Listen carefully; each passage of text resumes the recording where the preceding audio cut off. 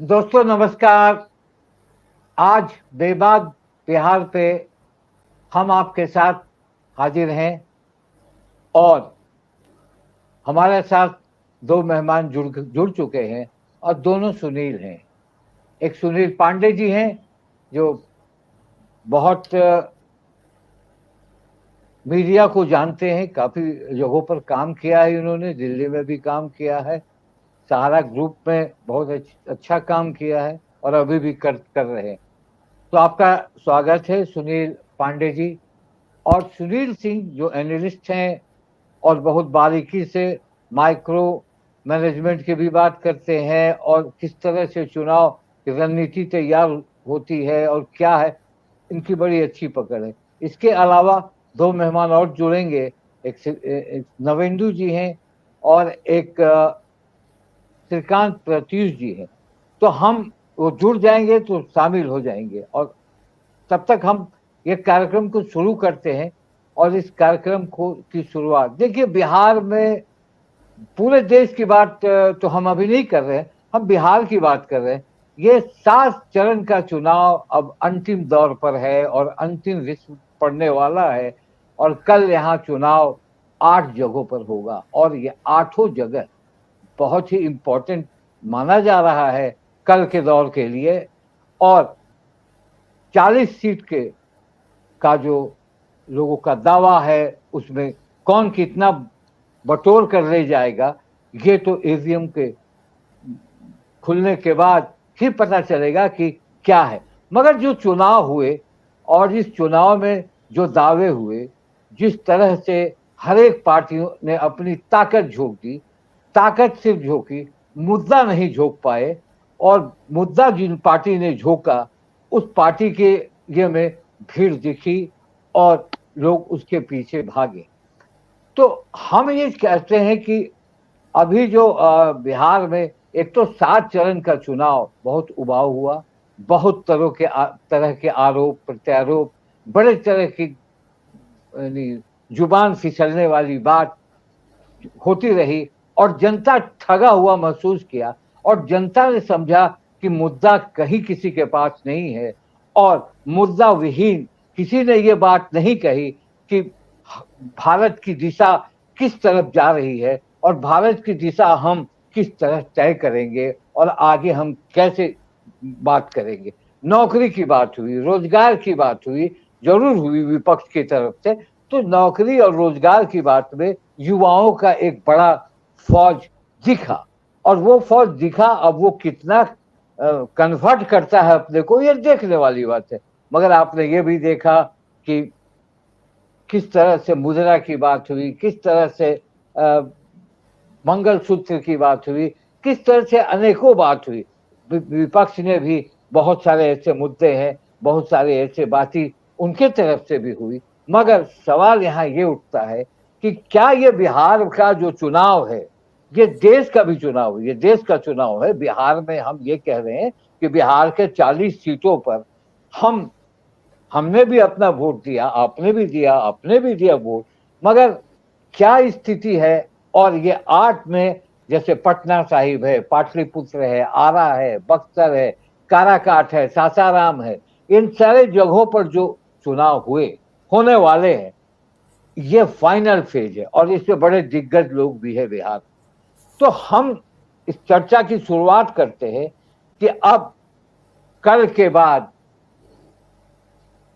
भले exit poll आएगा विभिन्न टीवी चैनलों में और उसके बाद 4 तारीख को जब ईवीएम खुलेगा तब पता चलेगा कि हमारी देश की जनता ने किसे सही माना है, किसकी कमजोरी देखी है, किसको कम किया है, किसको ज्यादा किया है, ये सारी बातें आएंगी।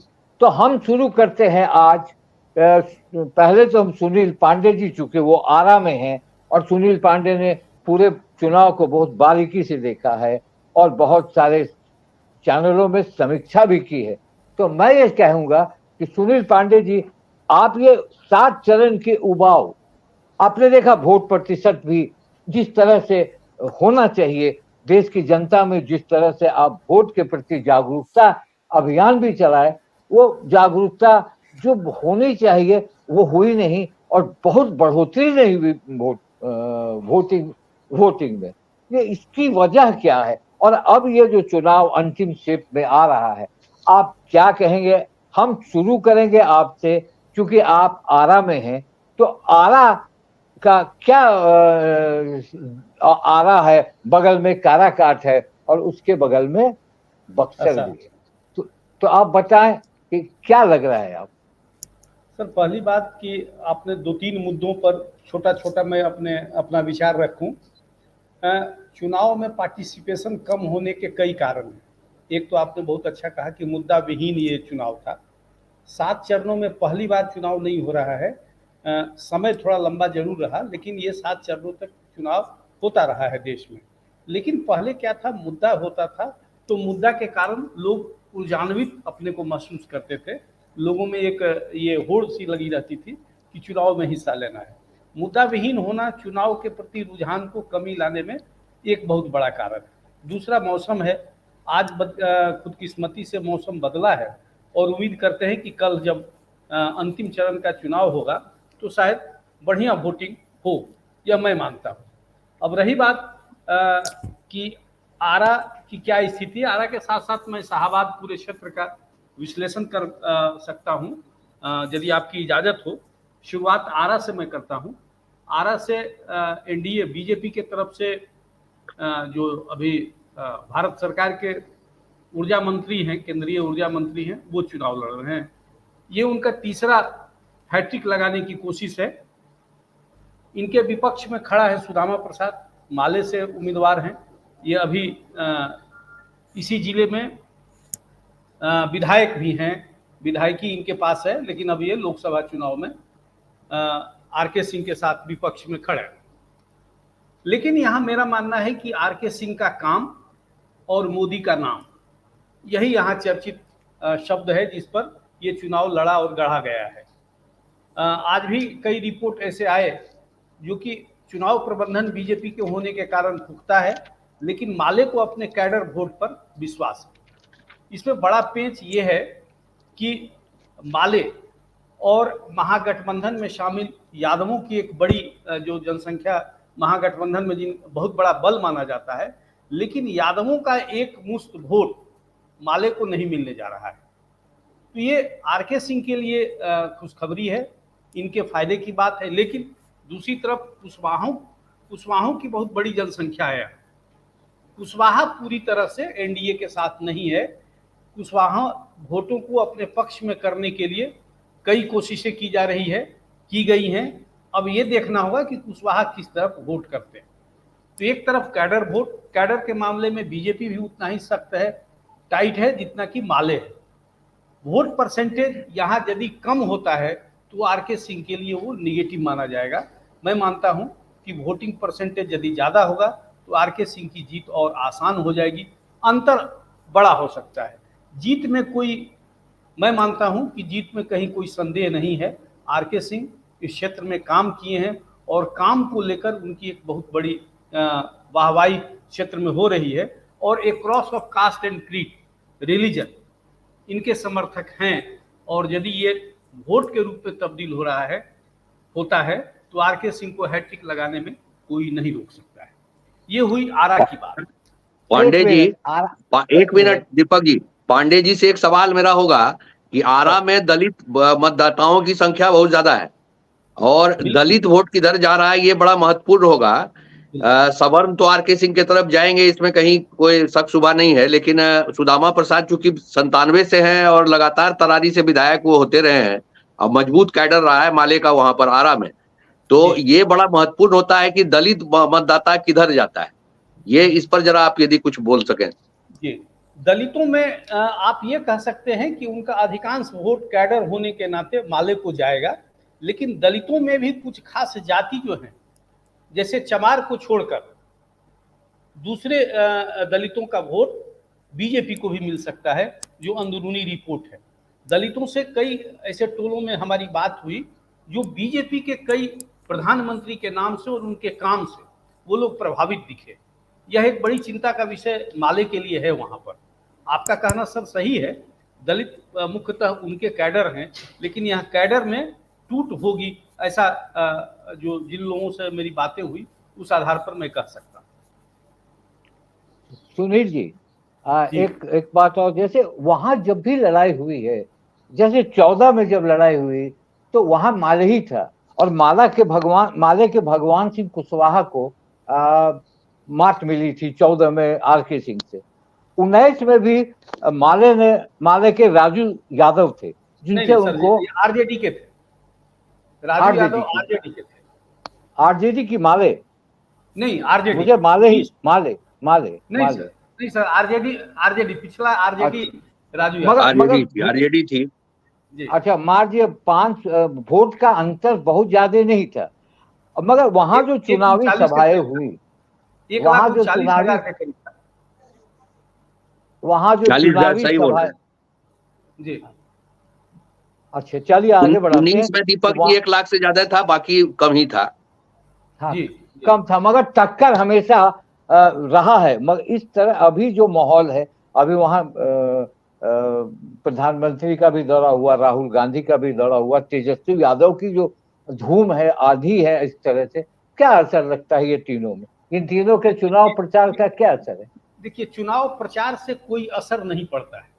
ये नेता जो कह दें, मुगालते पाल लें, इससे कोई होता नहीं है। लोग मन बना लिया है और अंतिम समय में जो उनको करना है, वोटर इतने अब सयाने हो चुके हैं कि किसी के कहने से बहुत ज्यादा विचार परिवर्तित होता रहा है, ऐसा मैं नहीं मानता हूँ। दूसरी एक महत्वपूर्ण बात जो ये जानकारी अपने दिमाग में रखनी चाहिए हम लोगों को, यदि यहाँ से आरजेडी चुनाव लड़ती और यदि कोई यादव प्रत्याशी होता तो आर.के. सिंह के लिए मुश्किलें खड़ी हो सकती थी। तो आरजेडी से या यादव प्रत्याशी नहीं होना आर.के. सिंह के लिए एक बहुत बड़े फायदे की बात है। इस बात को ध्यान रखा जाए, क्योंकि मैं बार बार कह रहा हूं, यादव जो महागठबंधन के सबसे बड़े मजबूत स्तंभ हैं, यहाँ वोट नहीं करेंगे आईपीएफ को 100%। इनके वोट बटेंगे, क्योंकि माले के साथ प्रतिद्वंदता इनकी रही है।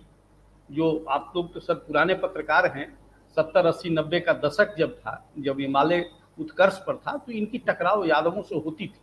इस बात की कसक अभी भी इन लोगों के दिमाग में है, और ओवरऑल एक डर जरूर है कि माले का वो पुराना दौर लौट ना आए, और इसी बात को लेकर एनडीए के नेता बार बार जनता को बताने की कोशिश किया है। इसका असर पड़ेगा। अच्छा, अब आपके बाद बक्सर और काराकाट। अच्छा ये बताइए, काराकाट में जो पवन सिंह का राजपूत का जो ये मामला, क्या उसका असर भी पड़ेगा आरा पर? देखिए, आपको जानकारी होगी सर, याद होगा, पवन सिंह के खिलाफ सबसे पहली बार कोई वरिष्ठ नेता ने आवाज उठाया था तो वो आर.के. सिंह थे। आर.के. सिंह पहले ऐसे नेता थे जो पवन सिंह को इस काम के लिए दुत्कारा था, पार्टी से आग्रह किया था कि इनको दंडित किया जाए।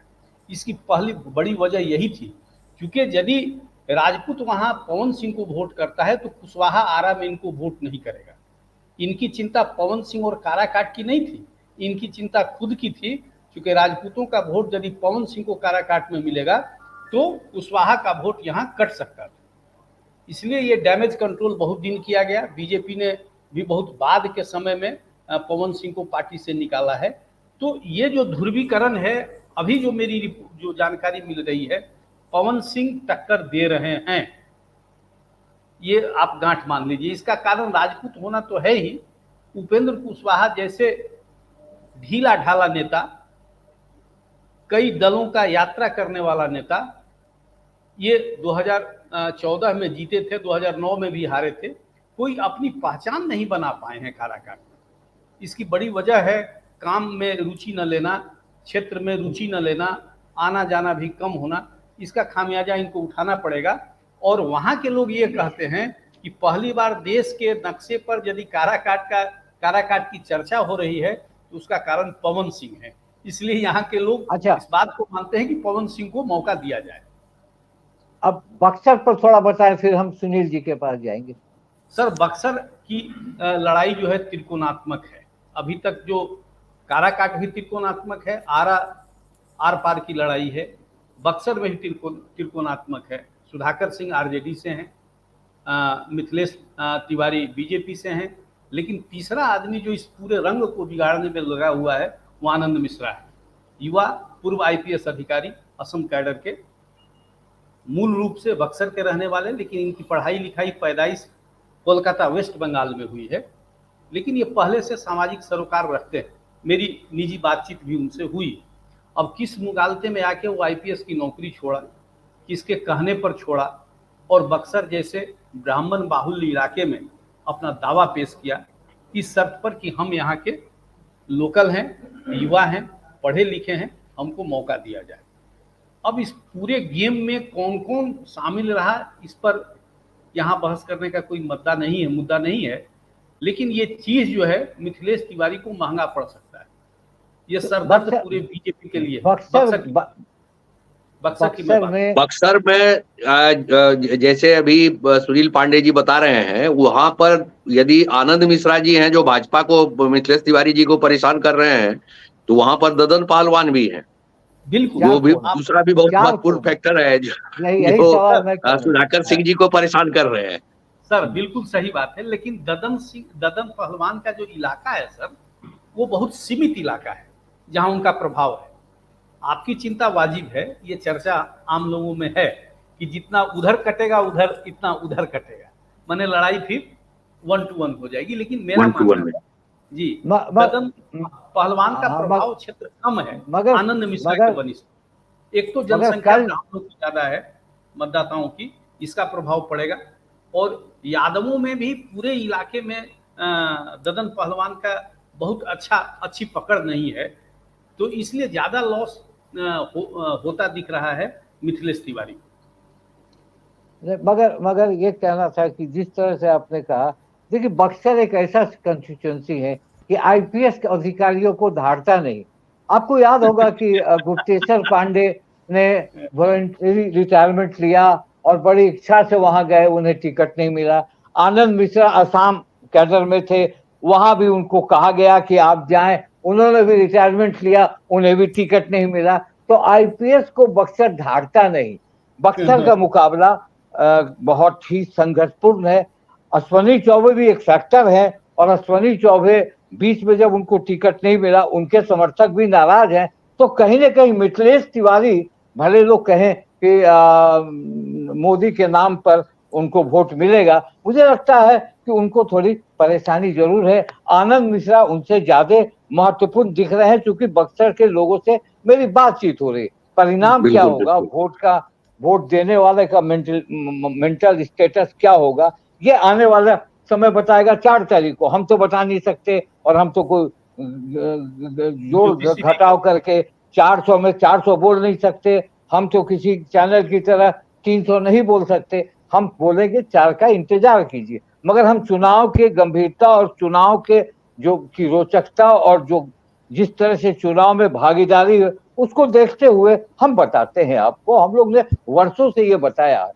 तो ये आपने बक्सर भी बता दिया, आरा भी, और काराकाट में थोड़ा संक्षिप्त में बताइए, तब फिर हम इधर आएंगे। काराकाट में उपेंद्र कुशवाहा, जो हमेशा इस पार्टी से उस पार्टी गए, फिर नीतीश के पास आए, नीतीश से वहां गए, फिर उन्होंने अपनी पार्टी का मर्जर कर दिया, फिर लौटकर अपनी नई पार्टी बना रहे हैं। तो क्या लगता है उपेंद्र कुशवाहा, क्योंकि उपेंद्र कुशवाहा इससे पहले वाले चुनाव में उजियारपुर चले गए थे, और उजियारपुर उससे पहले यहाँ लड़े थे, 14 में वो जीते भी थे, और उसके बाद वो उजियारपुर चले गए थे। क्या लगता है आपको? 2009 में भी वो हारे थे इसी इलाके से, काराकाट से।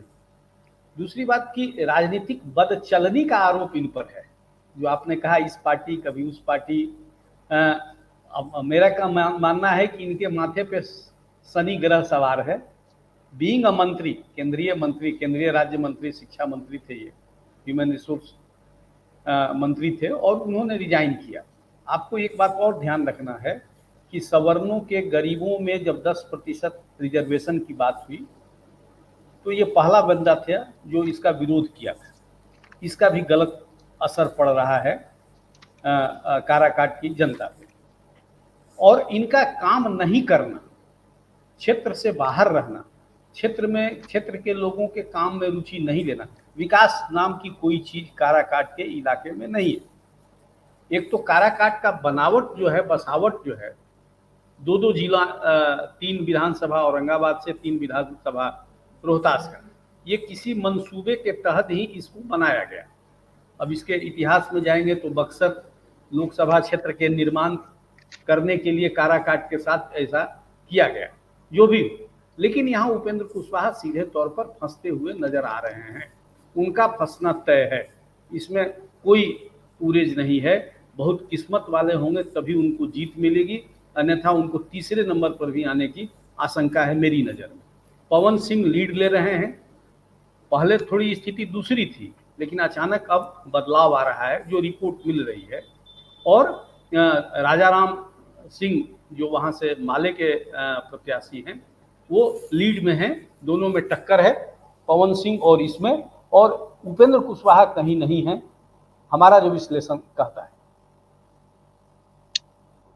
बहुत सही कहा आपने, क्योंकि पवन सिंह एक वहाँ देखिए, पवन सिंह के बारे में लोग ये भी चर्चा करते हैं। पहले तो ये चर्चा किया कि पवन सिंह को बीजेपी ने लाया है, जब बीजेपी ने उन्हें निष्कासित किया है तो अब वो आरजेडी के तरफ जाना चाहते हैं।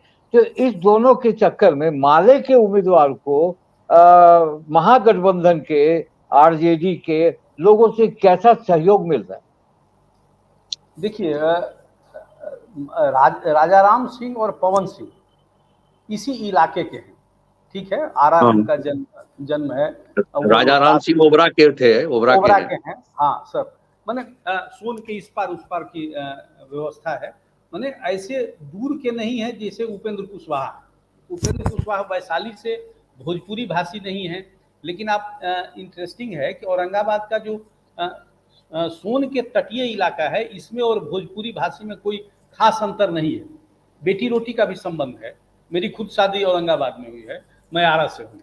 सोन के इस पार है, सोन के उस पार है, तो बेटी रोटी का संबंध रहा है। एक क्षेत्रीय आपको समरूपता दिखेगी, लेकिन ये बात उपेंद्र कुशवाहा के साथ लागू नहीं होती है। दूसरी बात कि जब वो सांसद थे तो बहुत कुछ ऐसा नहीं कर गए कि काराकाट उनका नाम ले। तो ये पूरी तरह से लड़ाई पवन सिंह और राजाराम के बीच में है। पवन सिंह के पक्ष में ये बातें जाती है कि पहला व्यक्ति है, मैं रिपीट कर रहा हूं, कि जिसने काराकाट को चर्चित किया। अब चर्चित करने में नचनिया बजनिया जैसे शब्द भी इस्तेमाल हो रहे हैं, लेकिन लोग ये देखना चाहता है कि एक बार मौका तो दिया जाए पवन सिंह को, क्या दिक्कत है। राजाराम सिंह के पहले भी वहाँ के जो सांसद थे उन्होंने भी कुछ नहीं किया, जो अब जदयू में है।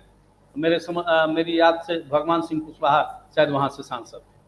तो ये तमाम लोगों को ट्रायल एंड एरर करने के बाद ये लग रहा है कि कम से कम पवन सिंह के चलते काराकाट लोग नाम तो जान गया, तो काराकाट में क्यों नहीं पवन सिंह को इस बार मौका दिया जाए। उपेंद्र कुशवाहा 3 नंबर पर रहेंगे, टक्कर राजाराम और पवन सिंह में। चलिए, अब ये देखना है कि आरजेडी के जो महागठबंधन के जो वोटर हैं, आपका प्रश्न ये था कि वो राजाराम को कितनी मदद कर रहे हैं। तो मदद करेंगे, इसमें दो राय नहीं है। लेकिन जैसे ही कुशवाहा वोट इधर गया राजाराम के पास, तो एक बहुत बड़ा पलड़ा जो है, उपेंद्र कुशवाहा भी कुशवाहा का वोट काटेंगे, तो उनकी संख्या थोड़ा सा गिर सकती है, ऐसा मेरा मानना है। लेकिन है क्या कि मतदाता आजकल ये समझ गया है कि वोट कहाँ देना है और कहाँ दे के बेकार करना है, तो ये असर करेगा। और इसीलिए मैं कह रहा हूँ कि सीधी लड़ाई यहाँ उपेंद्र कुशवाहा और पवन सिंह में। अब हम सुनील जी के पास है। सुनील जी, रविशंकर प्रसाद, फिर रामकृपाल यादव, रविशंकर प्रसाद, रामकृपाल यादव और नीतीश कुमार नालंदा उनका बड़ा नालंदा के पोप हैं, जैसे लोग कहते हैं, वो नालंदा के पोप है। और लगातार नालंदा से उनकी पार्टी जीतती रही है, चाहे वो जॉर्ज फर्नांडिस के नाम से हो, चाहे खुद हो, चाहे कौशलेंद्र खुद चौथी कौशलेंद्र हो, तो लगातार उनकी जीत होती रही। और दूसरी तरफ पटना साहिब में एकाएक रविशंकर एक्टिव हो गए हैं। क्या लगता है, पटना सिटी, पाटलिपुत्रा और नालंदा, सासाराम का मैं बता दूंगा, पटना सिटी, पटना साहिब, पाटलिपुत्रा और नालंदा, पहले आप पटना साहिब से बात करें। पहले नालंदा से ही शुरू करते हैं। मुख्यमंत्री जी का के नाक का सवाल है। कौशलेंद्र जी उनके यस मैन माने जाते रहे हैं और मैं समझता हूं कि वो 3 बार जीत चुके हैं और चौका लगाने के स्थिति में है। लेकिन सबसे नालंदा में समस्या उनके साथ दूसरी हो गई है। संदीप सौरभ जी जो हैं वो नीतीश जी के स्वजाति आते हैं। वो नीतीश जी के स्वजाति हैं, वो भी कुर्मी से आते हैं जैसा मेरा मानना है। उसके बाद थोड़े युवा भी हैं, 35-37 साल के होंगे। लेकिन यही है कि वो माले से लड़ रहे हैं। माले का कैडर नालंदा में कुछ इलाके में बहुत मजबूत रहा है। पहली बार वो पालीगंज से विधायक भी अभी जीते हैं और लोकसभा की पहली बार चुनाव वो लड़ रहे हैं, संदीप सौरभ जी। जैसे अभी सुनील पांडे जी से मैं सुन रहा था, उन्होंने जो उनके आकलन में एक आध जगह कुछ ये है, जैसे कि उनका राष्ट्रीय जनता दल का जो सबसे मजबूत ताकत रही है बिहार में, वो अपने वोट बैंक का ट्रांसफर रहा है। और इस जितने 6 चरण के पिछले चुनाव हुए हैं उसमें ज्यादा वोट की में बिखराव सबसे ज्यादा कम हुआ। माने सबसे कम बिखराव यदि किसी एक जाति में हुआ तो वो यादवों में हुआ, सबसे कम एक बिखराव हुआ तो वो मुसलमानों में हुआ। और तीसरा जो इस चुनाव में बहुत एक फैक्टर नजर आया, जो कि उत्तर प्रदेश में भी नजर आया है, कि दलितों का वोट जो है पहली बार बड़ी संख्या में इंडिया गठबंधन की तरफ गया। आप उत्तर प्रदेश में तो ये स्थिति ये हो गई कि जो बसपा का जाटा वोट होता था काफी मजबूत, वो भी इंडिया गठबंधन की तरफ आया। और वो स्थिति मोर और लेस बिहार में भी है। और इसका कारण जो एक संविधान वाली बात होती है कि संविधान में बदलाव होगा, या बिहार में जो जातिगत जनगणना हुई थी और जातिगत जनगणना के बाद यहाँ पर जो आरक्षण की सीमा बढ़ाई गई थी, उसने एक बहुत बड़ी अपनी भूमिका निभाई है इस तरह के ध्रुवीकरण में। अब मुद्दों की कमी है। भारतीय जनता पार्टी के पास एकमात्र मुद्दा जो है वो हिंदुत्व का है और मंदिर का है। उसके अलावा वो कोई मुद्दा ढूंढ नहीं पाई है। राष्ट्रीय सुरक्षा या इस पर जो प्रधानमंत्री जी का भाषण भी है बहुत बिखरा रहा है बिहार में। कभी उन्होंने भी कोई मुद्दा बनाने की कोशिश नहीं की, मजबूत मुद्दा बनाने की कोशिश नहीं की। रही सही कसर जो नीतीश जी का ढुलमुलापन रहा कि कभी इधर कभी उधर, जो उनकी पलटी मारने की आदत है, तो वो भी एक मुश्किल खड़ा कर रही है। और उसकी जो जदयू की अपनी जो नीतीश जी की जो अपनी अलोकप्रियता आप उसको कहें, या उनका जो राजनीतिक उनका आप कहिए कि उन पर जो विश्वास खत्म हुआ है लोगों का, उसकी आंच कहीं ना कहीं भारतीय जनता पार्टी पर आ रही है। इसको हमको भूलना नहीं चाहिए। तो हम पहले नालंदा से शुरू करते हैं। तो नालंदा में नीतीश जी की प्रतिष्ठा सीधे तौर पर दांव पर लगी हुई है। और आपने पटना का नाम लिया तो वहां पर लालू प्रसाद जी की प्रतिष्ठा दांव पर लगी हुई है पटना पाटलिपुत्रा से। तो मुकाबला यहाँ पर बहुत टफ है। कौशलेंद्र जी 3 बार जीते हैं और संदीप सौरभ जी युवा हैं, अभी पालीगंज से विधायक हैं और अच्छा खासा मार्जिन से वो पालीगंज से जीते थे। और ये देखने की बात, और दूसरी बात है कि वो स्वजाति है, कुर्मी जाति से ही आ रहे हैं और कुर्मी बाहुल्य क्षेत्र है वो। तो यदि कुर्मी वोट 24% काफी हो जाता है दीपक जी। 24% कुर्मी, उसके बाद यादव और मुसलमान मिला के 16% से ज्यादा हो जाता है। तो कितना हो गया? आप जोड़ लीजिए, 40-45% वोट हो जाता है। तो वो काफी हो जाता है बड़ा। यदि उस वोट में सेंधमारी नहीं हो सकी तो स्थिति उतनी बने। कौशलेंद्र कुमार जी का चौथे बार चौका मारने की स्थिति जो है वो उसमें डेंट लग सकता है। ये मुकाबला बहुत कांटे का है। हम ये नहीं कह सकते हैं कि पलड़ा इधर है या पलड़ा उधर है। तो ये स्थिति आपकी नालंदा की है। नालंदा में नीतीश कुमार जी के लिए ये चुनौती है कि वो वहां पर अपना कोर, उनका जो कुर्मी वोटर है, उसको वो कुर्मी वोटर के वोट बैंक को बचा के रख पाए। यदि वो नहीं बचा सकते हैं तो उनको जो है मुश्किल होगी। अब आप पटना साहिब पर आ जाइए। पिछली बार रविशंकर प्रसाद जी ने, चूंकि 2019 था, मुद्दा था पुलवामा, और जो भी आप जो पिछला जो मुद्दा था वो बहुत मजबूत था। 2019 में एक आंधी चल रही थी। तो शत्रुघ्न सिन्हा जैसे कद्दावर नेता वहां पर 2,84,000 वोट से हार गए थे। लेकिन इस बार वो स्थिति नहीं है। इस बार रविशंकर प्रसाद जी पिछले 5 साल तक लगातार वहां से गायब रहे। हालांकि वो कास्ट बहुल इलाका है, वो आप भी जान रहे हैं और हम भी जान रहे हैं और सारे लोग भी बिहार के जान रहे हैं कि पटना साहिब कास्ट बहुल इलाका रहा है।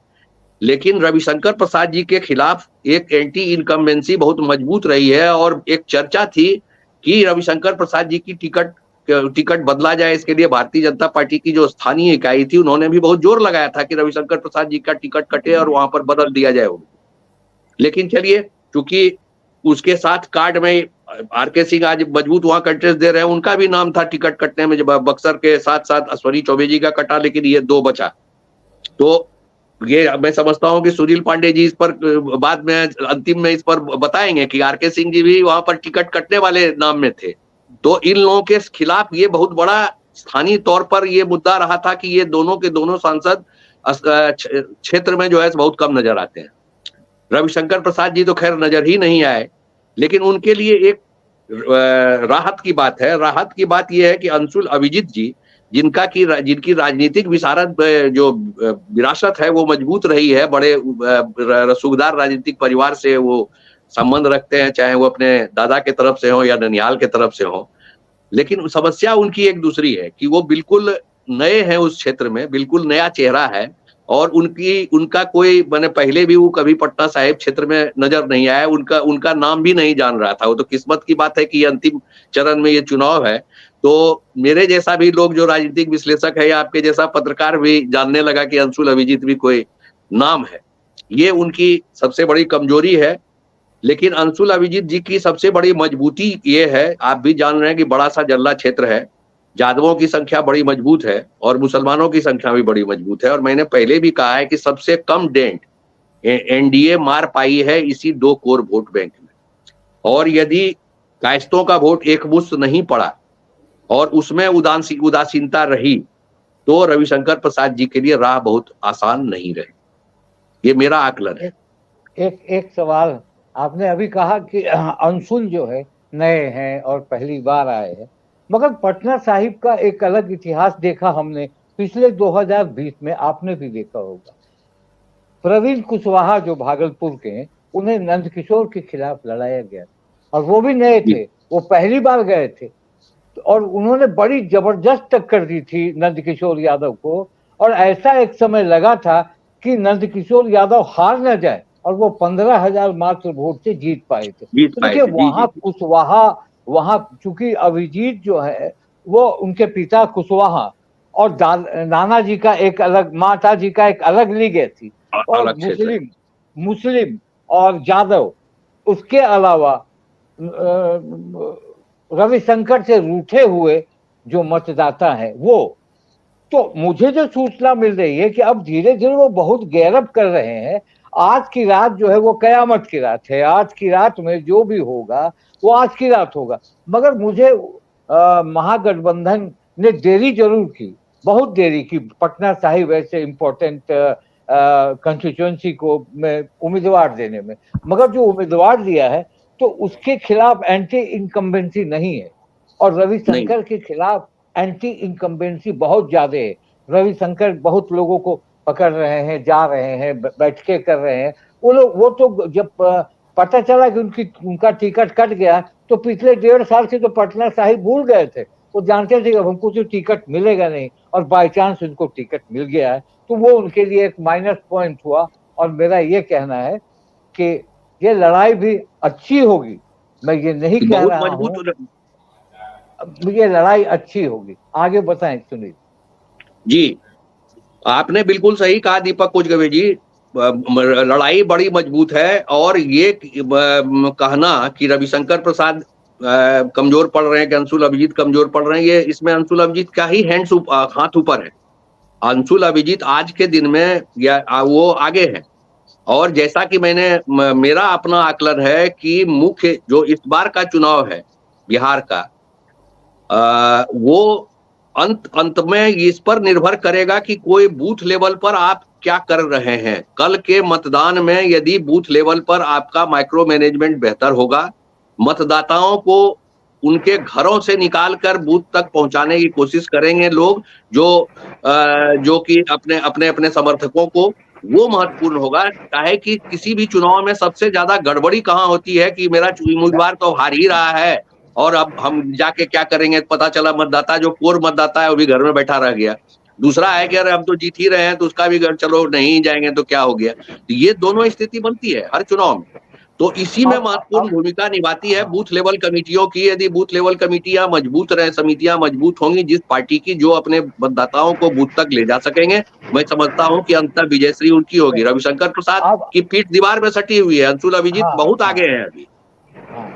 अब मैं नवेंदु जी आ गए, नवेंदु जी जुड़ गए हमारे साथ। नमस्कार। और नवेंदु जी कुछ बताएंगे चुनाव के अभी 8वें चरण के बारे में कुछ संक्षिप्त। और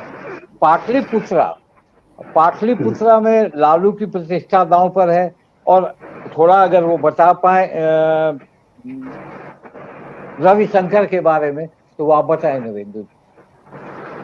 रविशंकर प्रसाद तो मतलब जो एनडीए की जो एक सीट मानी जा रही है कि वो निकल जाएगी, तो उसमें एक पटना की सीट है, ये पटना साहिब की।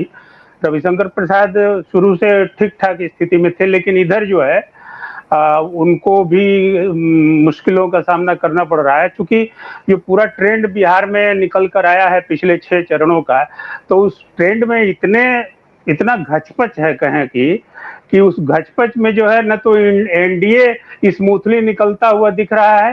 एनडीए को सिर्फ और सिर्फ नरेंद्र मोदी की आस है, और नरेंद्र मोदी के नाम पर, या फिर कहिए कि नरेंद्र मोदी जो फैक्टर है इस चुनाव में शुरू से लेके अब तक बने रहे हैं, तो उस फैक्टर के नाम पर रविशंकर प्रसाद भी अपने को कंफर्ट फील कर रहे थे। लेकिन जो घचपच हमने कहा, वो घचपच क्या है?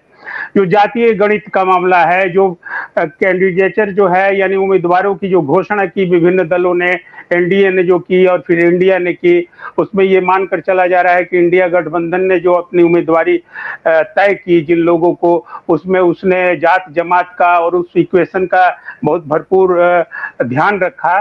और इसमें कोई दो राय नहीं है कि पटना भी एक वैसी सीट है जो कि बीजेपी की सीट पिछले कई वर्षों से ये मानी जाती रही। लेकिन पटना में ये भी नहीं भूलना चाहिए कि ये कम्युनिस्ट पार्टी के सांसद का भी सीट रहा है कभी, तो ये एक बात रही है। तो यहाँ जो जातीय गणित है पटना का, उस पटना के जातीय गणित में जो घचपच जो हुआ है, उस घचपच के हिसाब से देखिए कई जगहों पर कुशवाहा वोट जो है एक बहुत महत्वपूर्ण वोट है, जो बिहार का मुस्लिम यादव के बाद जो बोलते हैं कि कुशवाहा कोयरी कुर्मी वोट जो है, तो वो वोट बहुत महत्वपूर्ण है। वो वोट 2 कारणों से एनडीए से छिटकने की खबर आ रही है, और वो मतलब एक मुश्त जिसे कोर वोटर वो माना जाता था एनडीए का, तो एनडीए का जो कोर वोटर है उसमें कुर्मी, कोयरी कुर्मी, भूमिहार, दूसरा है कि आपको ये वैश्य वोट, तो ये सब कोर वोट है। तो ये कोर वोट कई जगहों, कई चुनाव क्षेत्रों में, संसदीय क्षेत्रों में इधर से उधर हुए हैं, क्योंकि कारण है कि उम्मीदवारी प्रॉपर जो है प्रतिनिधित्व तो नहीं मिला उन जात जमात के लोगों को एनडीए में खास तौर पे। तो एक मायूसी है एनडीए में उस तौर पर कोर वोटर को लेकर। तो वो कोर वोटर कई जगह रिएक्ट करता दिखा है 6 चरणों में, अलग अलग चुनाव क्षेत्रों में। पटना के चुनाव क्षेत्र की बात करें अगर, तो पटना में एक सॉलिड वोट जो है कायस्थों का, वो हमेशा से जाता रहा है बीजेपी का, और मेरा ये मानना है कि 95% से एबव जो कायस्थ वोटर हैं वो बीजेपी के वोटर होते हैं। तो वो तो बिल्कुल परफेक्ट है, वो जाएगा। लेकिन कायस्थ वोटों के अलावा जो उम्मीदवारी कांग्रेस की यहाँ से मिली है, देखिए उसके अपने निगेटिव और पॉजिटिव दोनों पहलू हैं। जो अभिषेक अंशुल जो हैं, मीरा कुमार के बेटे हैं, अब मीरा कुमार के बेटे की उम्मीदवारी पटना नया महसूस कर रहा है। पटना में कभी उनका काम नहीं हुआ, वो राष्ट्रीय प्रवक्ता कांग्रेस के जरूर रहे, उस नाते बहुत सारे इंटेलेक्चुअल जानते हैं। लेकिन इस मामले में कि वो पटना के जन जन से वाकिफ हों और पटना के लोग उन्हें पहचानते हों, ये नहीं है, ये निगेटिव है। दूसरा निगेटिव क्या है कि कांग्रेस के हर जगह कैंडिडेटर जो है वो आर्थिक संकट का सामना कर रहा है। कारण क्या, आपने देखा होगा कि चुनाव के पहले जो कांग्रेस का खाता फ्रीज किया गया, उस पर जितना बवाल हुआ, उसका असर भी चुनावी प्रचार अभियान पर इंडिया और कांग्रेस के पड़ रहा है। तो उस मामले में ये भी एक बात है कि उस तरीके से खर्च क्या है, खर्च सरोकार बढ़ाने का है, प्रचार बढ़ाने का है, तो उस मामले में एक निगेटिव है। लेकिन पॉजिटिव क्या है अंशुल के साथ साथ? अंशुल के साथ पॉजिटिव ये है जो मैंने कहा, जात जमात का समीकरण, तो वो है कि कायस्थों का वोट तो एनडीए को मिल रहा है, लेकिन मीरा कुमार के बेटे हैं, यानी कि दलित माता और कुशवाहा पिता के पुत्र हैं अभिषेक अंशुल, तो अभिजीत अंशुल जो भी है, तो अंशुल के साथ ये एक जो फैक्टर जुड़ गया है और जो पूरे राज्य में कुशवाहा वोटों में एक जो बेचैनी है, खदबदाहट है, और साथ ही साथ जो है दलित वोटों की बात करें तो दलित वोटों का मेरा मानना है स्पष्ट तौर पर कि इस चुनाव में जो इंडिया गठबंधन ने आरक्षण खतरे में है, संविधान खतरे में है, संविधान बदल देंगे ये लोग, ये सब जो स्लोगन्स चले, नारे चले, उन नारों ने सबसे ज्यादा अगर कहीं प्रभावित किया है तो वो अम्बेडकरवादियों को प्रभावित किया है और उसमें दलितों की बड़ी तादाद है। दूसरी तरफ मल्लिकार्जुन खड़गे का दौरा जो बिहार में हुआ वो पिन पॉइंटेड करके इस कारण से ही हुआ था। तो दलित वोट और कुशवाहा वोट अगर जुड़ते हैं और साथ साथ MY जो है वो वोट अगर इनके साथ है तो वोट समीकरण के हिसाब से लग रहा है कि अंशुल जो है कड़ा फाइट जो है देते हुए नजर आ रहे हैं रविशंकर प्रसाद के खिलाफ। लेकिन मैंने वही कहा कि रविशंकर को मोदी का भरोसा है, मोदी ने रोड शो पटना में किया है, तो अब उसका कितना असर होगा और ये आएगा तो मोदी ही का जो एक वोटर तबका है वो वोटर उसकी तरफ जाएगा ही जाएगा। लेकिन जमीन पर कहें कि जो इंडिया गठबंधन की एक अंडर करंट है, और देखिए एनडीए या मोदी आएगा ये तो सर्वविदित है कि मोदी आएगा, ठीक है, उनके पास यही नारा है 400 पार मोदी आएगा, और 10 सालों से कोई शासक रहा है उसको एक झटके में ये मतलब हटा दिया जाएगा, ये जल्दी कोई आप हम मानेंगे नहीं, या हम बोलेंगे भी तो आप कहिएगा कि आप भ्रम में हैं। लेकिन ऐसा नहीं है, हवा इंदिरा गांधी जैसी शख्सियत भी हो गई और चुनाव में, और हवा जो है वो बहती है, अंदर अंदर हवा जब चलती है तो मुस्लिम वोटर बहुत खामोश है देखिए इस बार, और मुस्लिम वोटों का छिजन जो है नीतीश के राज में सेकुलर वोटों के तौर पर लालू के पास गया तो नीतीश के पास भी गया, लेकिन इस बार जो है वो मुस्लिम वोटर्स जो है बिल्कुल एक माइंड सेट उनका बना हुआ है और उस तरह से एक मुफ्त वोट वो जाने की स्थिति में है। तो ऐसे में जो है पटना का चुनाव भी ऐसा दिख रहा है कि ये उतना आसान नहीं है। तो अगर हार जीत भी होगी रविशंकर प्रसाद की तो मार्जिन तो ये मान के चलिए कि बहुत ही कम रहा है हर जगह। अगर वोट एनडीए को पड़ा भी है, लेकिन मुकाबला इंडिया का जो रहा है उसमें सीटों की बात अगर करें, इन 8 सीटों की जिन पर चुनाव कल हो रहे हैं, तो इन सीटों में पटना में भी मार्जिन कम रहेगा। दीपक जी, पाटलिपुत्रा के बारे में चलते चलते बता दीजिए। पाटलिपुत्रा भी, पाटलिपुत्रा की सीट लालू लगातार कोशिश में है 2009 से कि पाटलिपुत्र जीत ले, मगर उन्हें कामयाबी नहीं मिल रही। 2009 में वो रंजन प्रसाद यादव से हारे, 14 में मीसा रामकृपाल से हारी, फिर 19 में मीसा रामकृपाल से हारी, और अब फिर मीसा और रामकृपाल की टक्कर है। क्या लालू का ये सपना पूरा होगा कि उनको पाटलिपुत्रा मिल जाए? अब तो ये रिजल्ट बताएगा, भविष्यवाणी तो कर नहीं सकते हैं, लेकिन जो स्थिति है पाटलिपुत्रा की, वहां भी बिल्कुल समझ लीजिए कि रामकृपाल यादव का वो 2 दफा से वो बिल्कुल वो सीट उनकी बनी हुई है, लालू प्रसाद भी वहां से हारे हैं, ये सारी बातें सच्चाई है। लेकिन वो होता है ना कि 2 बार के बाद तीसरी बार का ये चुनाव है। अब तीसरी बार का चुनाव है, तभी तो मोदी भी मुश्किल में फंसे हैं कि तीसरी बार वो कहा जाता है ना कि भगवान भी जो है वो 2 बार माफ करता है, तीसरी बार माफ नहीं करता है। तो जनता जो है जनार्दन है, अगर तो जनता उस तरीके से देखेगी, अगर मान लीजिए कि आपकी गलतियां नहीं है, माफ करने लायक है तो माफ भी कर देगी, लेकिन अगर गलतियां हैं तो माफ नहीं करेंगे। रामकृपाल वैसे सरोकार के नेता माने जाते रहे हैं, और रामकृपाल जो है पाटलिपुत्र में इस बार भी बहुत ही मजबूती के साथ लड़ रहे हैं, और उनके साथ जो सबसे बड़ी बात है कि वो गहरे सरोकार के नेता हैं। तो मीसा भारती का फिर वहां मुकाबला है। तो एक देखिए हो क्या रहा है कि इंडिया गठबंधन ये नहीं भूलना चाहिए, अकेले कोई आरजेडी नहीं लड़ रही है यह चुनाव, इसलिए ये 19 का चुनाव नहीं है और ये 14 का चुनाव नहीं है। ये हमेशा भूल जा रहे हैं वे विश्लेषक तमाम, जो कि बात ही शुरू हुई थी कि इंडिया गठबंधन बना ही क्यों था। इसीलिए कि 4 पार्टियों का वोट अगर एक साथ गैदर होता है तो उस गैदरिंग में वो तो वोट उठा ले जाएगा ना। रामकृपाल की जो हार जीत का मार्जिन रहा है 2019 में भी और 2014 में भी बहुत कम मार्जिन रहा है, अधिक से अधिक गया है तो 40-50 हजार गया है। 40,000 एक बार 40,000, एक बार 39,000, 39,000 यही है मार्जिन, बहुत कम है, छोटा मार्जिन। वही मैं कह रहा हूँ कि ज्यादा से ज्यादा गया है तो 40,000 गया है। तो अब आप सोचिए कि वो मुकाबला आरजेडी से हुआ करता था, मीसा भारती आरजेडी, आज वो मुकाबला जो है आरजेडी प्लस कौन है, माले है। माले बिहार की एक वैसी पार्टी है जो जनाधार की और मिलिटेंट पार्टी है, यानी कि जुझारू जनाधार वाली पार्टी है, जो वोट भी डालती है तो जुझारू ढंग से डालती है। तो माले का वोटर मिल गया, अब आपका कांग्रेस का जो वोटर है वो मिल गया। अब सुनने में जो आ रहा है कि जो मैं 2 वोटों के बारे में कह रहा हूं जो बिहार भर में इधर से उधर गचपच हुआ है, एक भूमिहार वोट और दूसरा कुशवाहा वोट। तो भूमिहार वोट और कुशवाहा वोट ये दोनों मान के चलिए कि उसका अगर 2% भी आ रहा है मीसा भारती को तो ये सीट मीसा भारती निकाल ले जाएंगी। तो रामकृपाल की जीत की आकांक्षा रखने वाले वैसे तमाम जो शुभेच्छु उनके हैं, मैंने कहा कि जन सरोकार के नेता हैं, लेकिन इस बार लग रहा है कि रामकृपाल भी बहुत मुश्किल में है। और ये जो जमात और वोटों का जो समीकरण है ये पाटलिपुत्र को इस बार लालू प्रसाद को पार लगा सकता है, मेरा ये मानना है। बहुत अच्छा। आज हमने चर्चा की, समय का अभाव है तो आज की चर्चा अच्छी रही, सार्थक रही। अब 7वां दौर कल समाप्त होगा।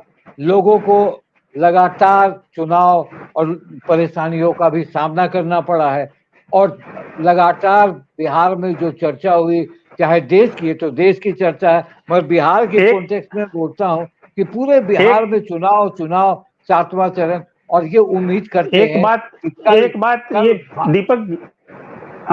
दीपक जी एक बात और चलते चलते जो है ये देखिए, काराकाट और आरा की जो 2 सीटें हैं ना, ये दोनों सीटें भी एक दूसरे से उलझ गई हैं। वो उसी आधार पर उलझ गई हैं कि काराकाट का चुनाव सबसे दिलचस्प हो गया है और पूरे उस जाति जमात के कारण, चूंकि त्रिकोणीय संघर्ष है, उस त्रिकोणीय संघर्ष में अब ये तय होना ये है कि अगर मान लीजिए कि वहां पर राजपूतों ने वोट नहीं किया अगर कुशवाहा को, तो फिर समझ लीजिए कि आरा में कुशवाहा जो है वो वोट नहीं करने की स्थिति में है और राजपूत वोट को पवन सिंह वहां ले जा रहे हैं। तो ये एक मुश्किल आरके सिंह के साथ खड़ा हो गया है आरा में।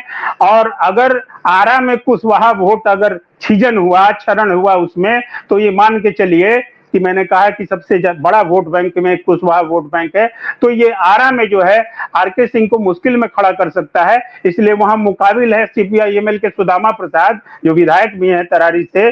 तो सुदामा प्रसाद एज लेते हुए निकल जा सकते हैं, लेकिन ये डिपेंड करेगा कल के उस मतदान पर कि मतदान का ट्रेंड क्या होगा। तो कल हम लोग अच्छी स्थिति में होंगे ज्यादा बेहतर बताने के लिए। जी बहुत बहुत धन्यवाद आप लोगों को, बहुत विस्तृत से बताया आपने।